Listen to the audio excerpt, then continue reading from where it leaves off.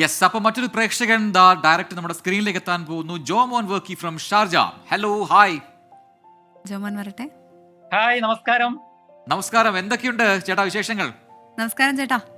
സുഖമായിരിക്കുന്നു. ഓക്കെ, പറയൂ വിശേഷങ്ങൾ. ഷാർജയിൽ എന്ത് ചെയ്യുന്നു, നാട്ടിൽ എവിടെയാണ്, ഇത്തരം കാര്യങ്ങളൊക്കെ പറയൂ. ഷാർജയിൽ ഞാൻ വർക്ക് ചെയ്യുകയാണ്. JV തോമസൺ ചാർട്ടേഡ് അക്കൗണ്ട്സ് എന്ന ഓഫീസിലാണ് വർക്ക് ചെയ്യുന്നത്. അപ്പൊ വീട്ടിലായിരിക്കണ്ടേ ചേട്ടാ? ദുബായിലാണ് ഓഫീസ്, താമസിക്കുന്നത് ഷാർജയിലാണ്. ഷാർജ മഹത്ത ഭാഗത്താണ് താമസിക്കുന്നത്. നാട്ടില് ഭാര്യയും 2 മക്കളും ഉണ്ട് ഇവിടെ. നാട്ടിൽ വയനാട് മാനന്തവാടിയാണ്. വയനാടാണല്ലേ. നമുക്ക് വയനാട് എന്ന് പറയുമ്പോ ഇപ്പൊ അടുത്ത വാർത്തകൾ വന്നതൊക്കെയാണ് ഓർമ്മ വരിക. അറിയുന്നവരൊക്കെ ഉണ്ടായിരുന്നു അവിടെ. നമുക്കൊരു പകരം രീതിയാണ് ഇപ്പോഴും. കാരണം ഞങ്ങളിവിടെ UAE വയനാട് അസോസിയേഷൻ ഉണ്ട്. പ്രവാസി വയനാട് UAE എന്ന് പറഞ്ഞ അസോസിയേഷന്റെ ഭാഗവും കൂടിയാണ് ഞാൻ. അതിലെ ഭാരവാഹി കൂടിയാണ്. കാരണം ഇവിടുത്തെ അറിയാലോ, നമുക്ക് അവർക്ക് വേണ്ടിയിട്ട് നമുക്ക് വേണ്ട കാര്യങ്ങളൊക്കെ നമ്മൾ ചെയ്യാൻ വേണ്ടിയിട്ട് എല്ലാവരും ഫണ്ട് പിരിവും കാര്യങ്ങളൊക്കെ നടത്തുന്നുണ്ട്. അത് അർഹതപ്പെട്ട കൈകളിലേക്ക് എത്തിക്കാൻ വേണ്ടിയുള്ള പ്രവർത്തനങ്ങളുമായി മുന്നോട്ട് പോകുന്നു. അറിയാം ചേട്ടാ, അവിടെ നിന്ന് ഒരുപാട് പ്രവാസി സമൂഹത്തിന് ഒരുപാട് സഹായം വന്നുകൊണ്ടിരിക്കുന്നുണ്ട് വയനാട്ടിലേക്ക്. നമ്മൾ അറിയുന്നുണ്ട് അത്തരം കാര്യങ്ങൾ. അപ്പോ വിശേഷത്തിലേക്ക് വന്നാലോ നമുക്ക്. നമ്മൾ ഈ വയനാട്ടിനെ കുറിച്ച് പറയുമ്പോ വല്ലാത്തൊരു സങ്കടം ആയി പോകുന്നു അല്ലെ. നമുക്കത് എന്താ ചോദിക്കാൻ വന്നു? തീർച്ചയായിട്ടും അതെ, ഇപ്പോ ഒരുപാട് വർഷമായിട്ട് അവിടെ ഷാർജയിലാണെന്ന് പറയുന്നു. അപ്പോ നാട്ടിലേക്കൊക്കെ വരുന്നത് എങ്ങനെയാണ്? ഇവിടുത്തെ വാർത്തകളൊക്കെ എങ്ങനെയാ അറിയുന്നത്? 24 തന്നെയാണോ അറിയുന്നത്? അതെ, 24 തന്നെയാണ്. എല്ലാ ദിവസവും കാണുന്നത് 24 തന്നെയാണ്.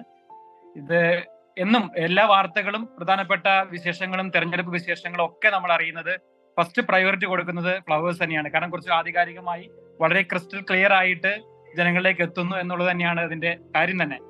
താങ്ക് യു ചേട്ടാ. ജോമൻ ചേട്ടാ, നമ്മൾ ഇത്രയും നാളായിട്ട് നമ്മുടെ ഒരു പ്രേക്ഷകൻ എന്ന നിലയിൽ നമുക്ക് നമ്മുടെ ചാനൽ വരുത്താൻ ഈ ഒരു മാറ്റം ഉണ്ടാവണം, മാറ്റിയാൽ കൊള്ളാം, അല്ലെങ്കിൽ ഇങ്ങനെ ആയാൽ കൊള്ളാം എന്ന് തോന്നിയ എന്തെങ്കിലും കാര്യമുണ്ടോ?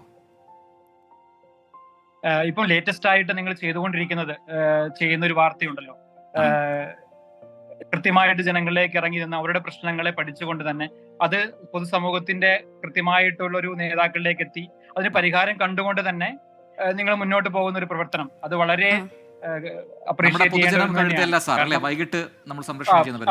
പൊതുജനം കഴുതിയല്ല, അതൊരു വളരെ ക്രിയേറ്റീവ് ആയിട്ട് തോന്നി.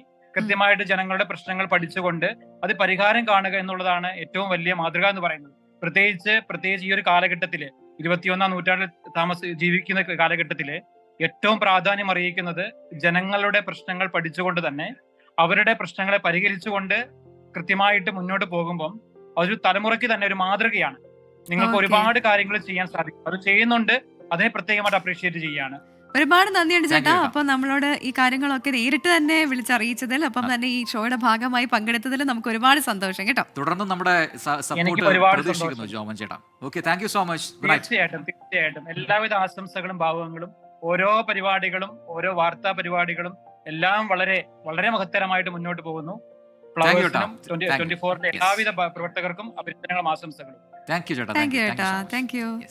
അപ്പോൾ ജോമൻ ചേട്ടനാണ് ഷാർജയിൽ നിന്ന് വിളിച്ചത്. അപ്പം നമ്മളുടെ അടുത്ത് ചേട്ടൻ്റെ അതൊരു സന്തോഷം 24 കാണുന്നതിനെ പങ്കുവെച്ചു.